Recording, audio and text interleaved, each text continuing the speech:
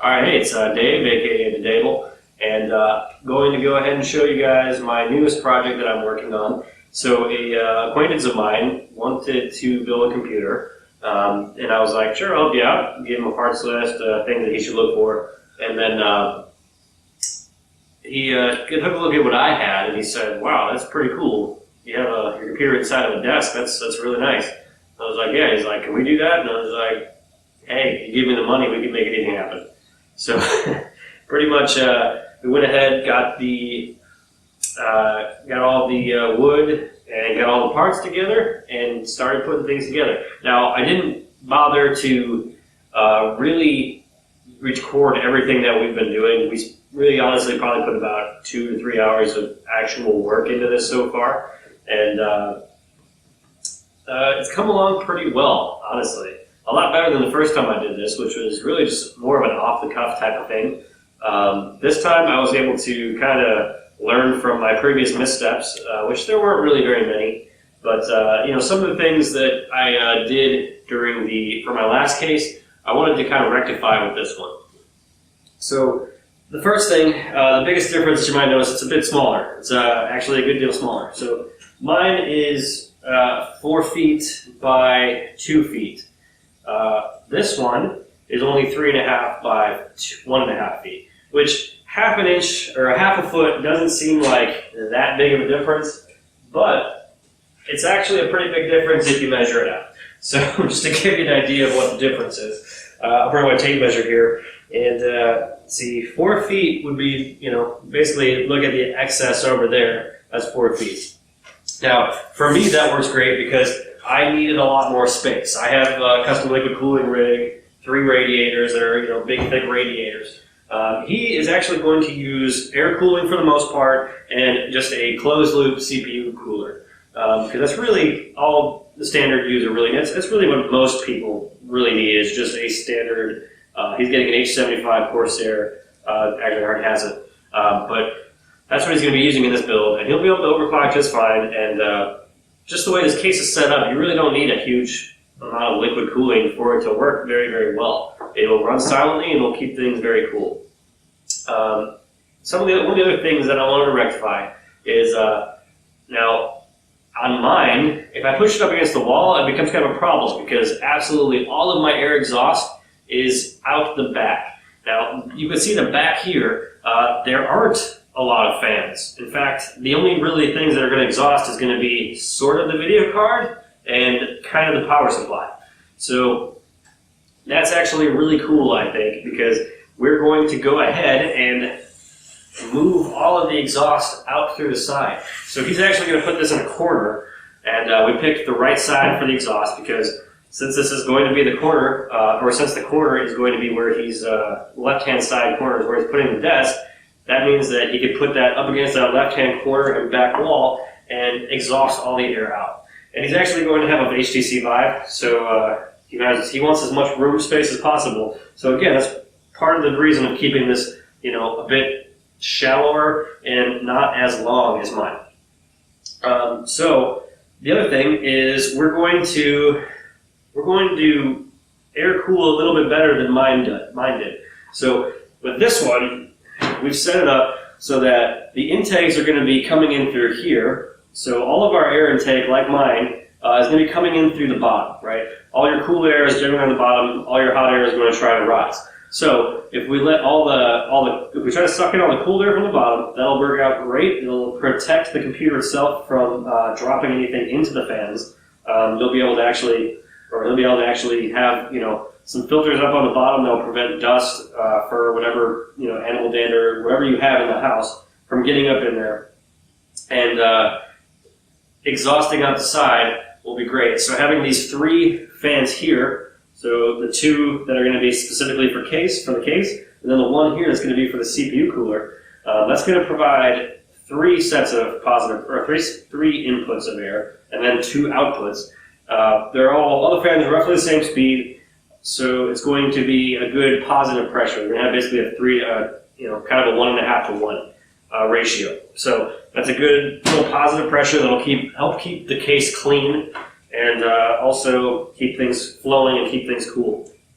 And the big thing is basically if we get the air coming in up through here, the cool air coming here, it's actually going to be forced across all of the other components. So the cool air will come in here, and a little bit will be lost through your video card slot, through your motherboard slot, through your power supply slot. But these fans are going to be drawing it out. So they're going to be drawing that cool air across all of your motherboard, your power supply, and also your graphics card. So there will be some heat exhaust from the graphics card out through the back, but hopefully, theoretically, a lot of the air should be exhausting out through the side as well. So we'll be able to use that as a good way to keep the computer cool. The next thing that I did a little bit differently is you'll notice that it's not, well, you might notice or not, it's not as tall. So when I was sitting at my desk, when I do sit at my desk, it is a little bit high up. So even with my legs directly up under the desk, I still have to have my arms a little bit higher than I'd find, naturally comfortable, I guess you could say. I've gotten used to it, and I'm okay with it now. But preferably, it should be a little bit, thinner. The reason I didn't do it so thin before was because if I did it that way, when I put the normal standard 120 millimeter fans in, they kind of have a bit of a lip. So see if you can actually see that there. Yeah, so you see how the fan kind of sticks up a little bit right here, right? You don't want that because then you can't close the lid down on it. So because of that, we actually got a little bit more creative this time. So I went ahead and I routed out two little spots here next to the fans that are going to be vertical. So the fans that are going to be vertical, let's see if I can get this a little bit closer. So tell you what, I'll just zoom in on it for you. So you can see right there, we've got those two little indentations, right? So we have those, and the fans fit pretty much perfectly right inside that. And that gives us a flush surface here, and that's where we'll be able to keep our fans, and we won't have any issues with getting them through. We also, instead of using the 4.5 size hole saw, we use the 4-inch hole saw, which actually is the perfect size for these fans. Now, the 120 millimeter, now 4.5 inch hole saw is actually about 118 millimeters, so it's closer to the 120 millimeter, advertised fan size. But in reality, when you really look at these, they're not specifically at 120. They are actually closer to this 4-inch, pretty much. So that's one thing I'm going to do. And it looks like it's going to work out a lot better as far as performance. And, at least keeping things smooth and aesthetically more pleasing. The next thing that we're going to do, so very much like mine did, this one is going to have a GTX 1080. Now, the GTX 1080 is a big, beefy car, especially the ROG Strix Edition, this one here. So what we did with mine was I laid it flat on there, which is what we're going to do basically. I've already cut out the hole for the fans, and that fits very well. That method worked really well. The problem was that the way I had it, I kind of set it in there like this, right? And that's okay. You have to kind of reach into the hole to find where your inputs are for your graphics.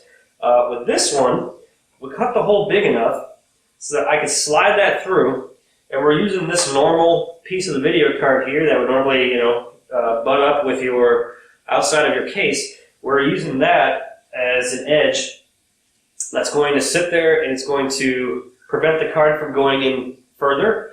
And then we're going to take another piece. We've got another piece of metal that's a nice thin black piece of aluminum. And we're going to put that across this space here. And once that's there, that'll prevent the card from coming out. So that's another improvement that I think is going to do great things, because that'll keep, for sure, any air that wants to try and exhaust out the back will 100% be able to exhaust out the back. So that's another good improvement that we got going.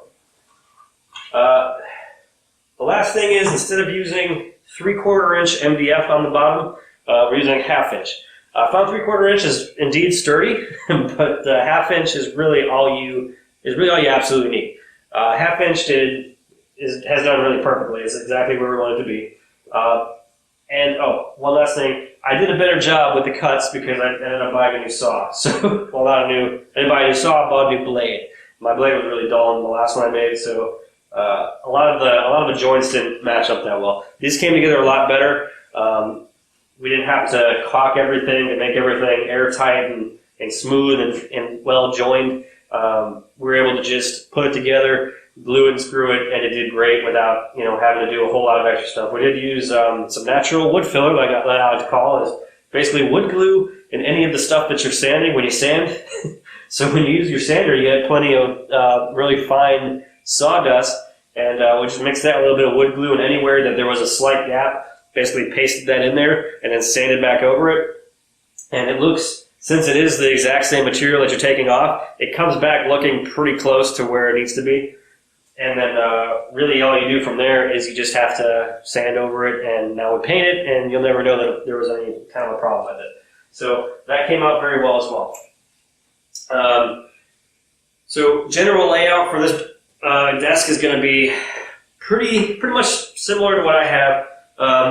We're basically going to do the video card. Well, we'll start with from the left to right. In your case, it'll be also left to right. So in this case, we're going to go with the intake fans starting off here on our left side, then our video card next to those, our motherboard here in the center, a riser, or an extender, a little PCI Express extender cable, which is about $20, $25. We'll be connecting these two things, and then the motherboard to the graphics card. And then we'll also have the power supply right here. That's why we have this other hole here. And then the two exhaust fans right here. Great thing about that is that leaves you with plenty of room to do a couple other things, such as our front panel spot here. We've got some USB 2 and 3, I think SD cards, some other like eSATA, headphones, audio jack type of stuff that we'll probably never use most of the time, but hey, we'll have it.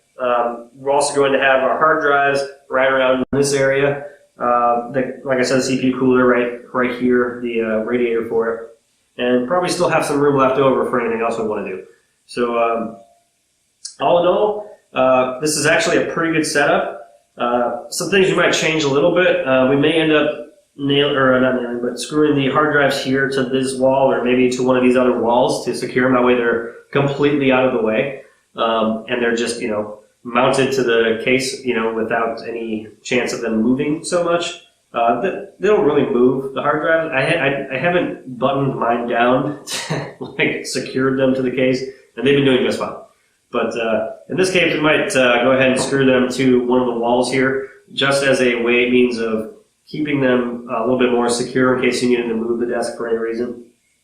And then, the case, the lid is also another good piece. We have discussed a little bit routing out a little space for a window, which we may do, and we'll do some clear Lexan for that. You don't want to make it too big because Lexan it's not tempered glass. It's cheaper and it looks like glass until you scratch it up a little bit. But it's the benefit is it's extremely cheap and it will not shatter. So you can replace it easily. The problem is that it's not. It's a little bit flimsier, so it flexes a lot more, which is part of the reason why it won't break.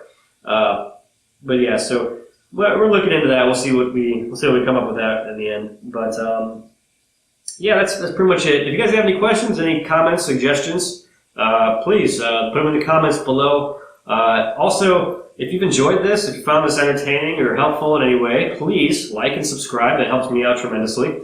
And if you guys want to see me do other things, more of this type of thing, yeah, of course, like and subscribe, I'll know that. But if you'd like anything specific that I'm doing here, if you want to see something done differently, if you want to see more of what we're doing to put this together, like building the legs and stuff, let me know, and I can I can record that as well. Very easy for me to record this stuff, honestly. But yeah, this is all sanded down, primed, ready to paint, seal, and then we'll put the parts in. I will more likely than not actually record that process for you and post that. But we're also going to delid the i7 7700K that we've got for this. And yeah, we'll do that. We'll actually probably go over the setup of Vive also. It's very easy to set up a Vive, but we'll go ahead and do some tips and tricks to show you how to do that at home yourself if you have one. Or if you're curious on how the process works, I'll go over that as well. But anything else, please put in the comments, like, subscribe. Like I said, I'll say it again, like, subscribe, because, oh man, please like, subscribe. I'm almost up to 1,000 followers or subscriptions, you know? That would be sweet if I can get there. But anyway, thanks a lot. I'll see you on the next one, and try not to die.